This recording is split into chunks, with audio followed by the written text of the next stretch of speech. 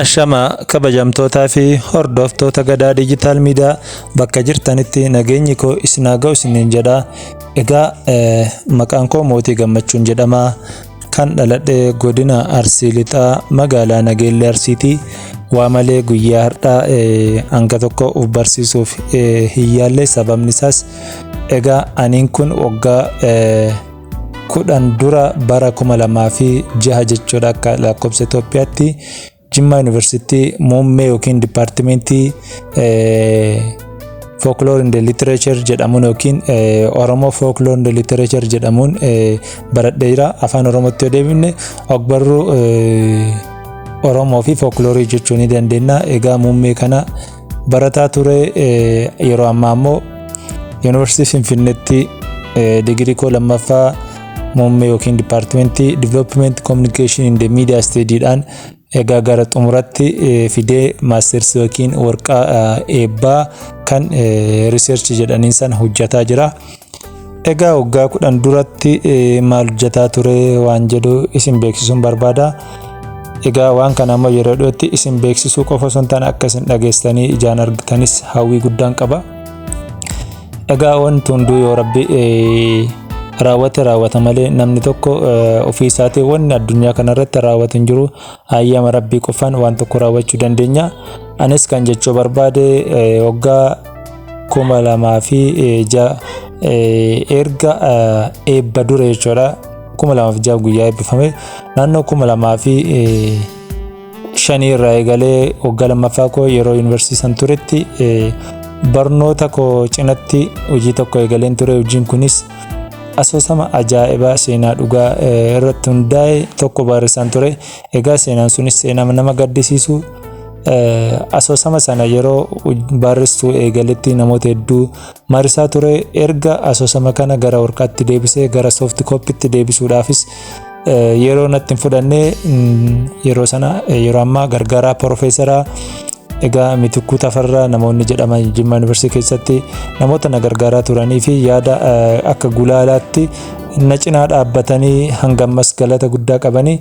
Egaa yeroo adda addaatti ittaanaan gargaaraan Profeesaraa kunis asoosama kana akkamitti hanga ammaa gabaa irratti maxxansinee naan jedhaa ture. Sababni isaas asoosama baay'ee isa hawwatee fi ogbarruu Oromootti dhugaa dubbachuudhaaf yeroo ammaa asoosama jedhanii kanneen gabaa irra dhiyaatanii irra caalaa asoosama gurra guddisuuf osoo hin taane hawwii fi kanneen ammoo godaannisa jedhaman asoosama afaan Oromoo kanneen gabaa irratti gatii guddaadhaanis gurguraman akkasumas immoo dubbistoota baay'eedhaanis rikeerdii hedduu qaban kanneen akka godaannisaa fudhachuu dandeenya.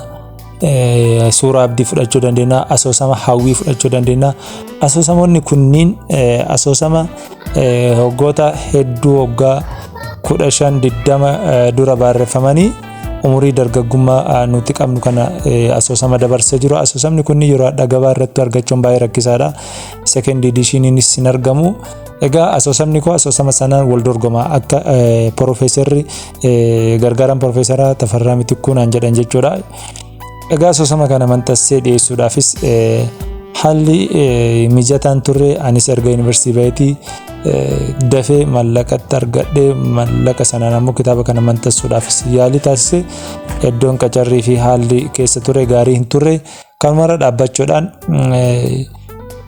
hojii biraas gidduudhaan waan eegaleef hojii aartii keessaa fiilmii afaan Oromoo irratti laanqinne waan jiruuf jedhee fiilmii afaan Oromoo gatii lafaa hojjedhee akkuma argitan YouTube kanarraa nan qaba. Guutuu isaa ammoo gadhiisuufaadhis inni kunis waan hedduu gaafata waan ta'eef kanarra dhaabbadhee kitaaba asoosama afaan Oromoo Kulkula Gadoo jedhamu kan Mootii Gammachuutiin bara 2005 irraa barreeffame waggaa 10 ol soft copy fi hard copynis jiru. Ija dubbistootaadhaan dhaqqabsiisuun dadhabuun koo baay'ee rakkisaadha. Dhiifama sin gaafadha. Kan biraatiin ammoo eega sagaleetti jijjiiree dhageeffattoota YouTube kan koo irratti kutaa kutaan qoqqoodee innis naannoo kutaa 18 qaba. Kutaa 18 kana daqiiqaa 20-30 yookiin daqiiqaa 15 qoqqoodee dhiyeessuudhaaf yaada qaba waan ta'eef kana gochuudhaaf ammoo namoonni YouTube channel kana hordoftan asoosama kana dhugaa dubbachuudhaaf akka dhageeffattanii hiriyoota keessanii share gootan abdiin qaba.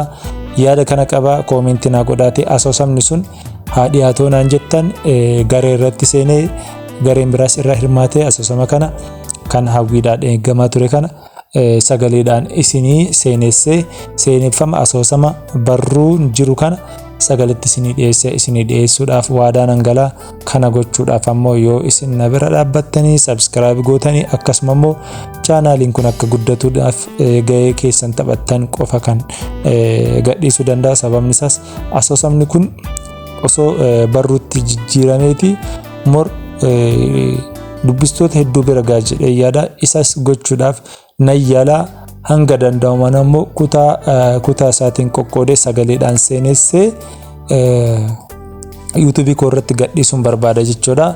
Egaa YouTube irratti yeroo gadhiisu ammoo dhageeffattoonni baay'een yaada kennuu qabdanii iddoo kanatti osoo barruutti hin dhiyaanne iddoo kanatti haa seeneffamni kun har'a hidhatu seeneffamni kun itti dabalame yoo jettan yaada keessan ammoo fudhadhee gargaaraa Profeesaraa Jimma University ammas jiran kan head departmentidhaaf departmentii nuti ittiin baranne amma headidha isaanitti dhiyeessee isaa wajjin maradhee asoosama kanas gara gabaatti dhiyeessuudhaaf nan yaalaa. Dubbistoonni hedduus akka dubbisaniif abdiin qabaa. Amma immoo dhageeffattoonni seeneffama